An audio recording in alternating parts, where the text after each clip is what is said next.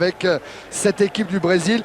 Tiens, au centre, Leonardo, Charles, ce sera le seul changement dans les deux formations finalement. Oui, mais il est important quand même. Absolument. Ça veut dire que Giovanni disparaît. Les Brésiliens sont dans le vestiaire des Nantais et que les Marocains sont dans le vestiaire visiteurs. Vous voyez sortir couloir droit et couloir gauche. Sa carrière en gagnant 3 titres de champion de France et une coupe nationale.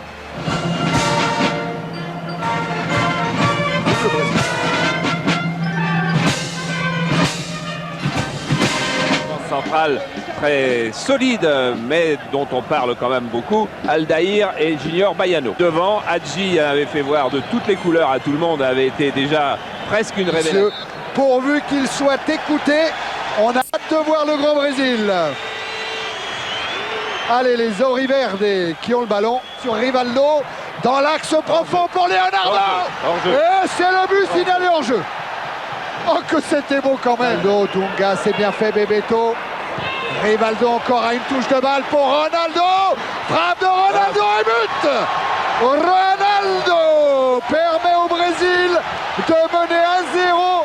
On n'est pas perdu pour les Brésiliens avec Roberto Carlos. Ce centre très fort devant le but pour Ronaldo. Ah, il avait bien senti. Regardez le talent quand même de cet avançant.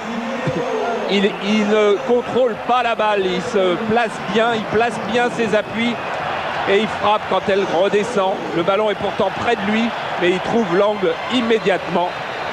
Voilà, j'ai tous les coups. Bebeto, Leonardo Bebeto, encore pour Cafu, centre de Cafu et but de Rivaldo. À 1 minute dans les arrêts de jeu, Rivaldo. On ne peut pas s'en sortir. Regardez Rivaldo, il coupe son défenseur, il coupe Naïbet, il coupe Rossi surtout. Si on n'est pas en interception sur le centre, alors on sait que derrière il y a un Brésilien qui va marquer. Oh là. Ouais, Saber, il a marché sur le ballon. Ça profite à Ronaldo. Bebeto est devant le but de Benzema. Oh là là. Et but. 3e but brésilien signé Bebeto. Ah, on ne peut pas faire une erreur. On ne peut pas faire une erreur. C'est fou, marcher sur le ballon, ça arrive à tout le monde.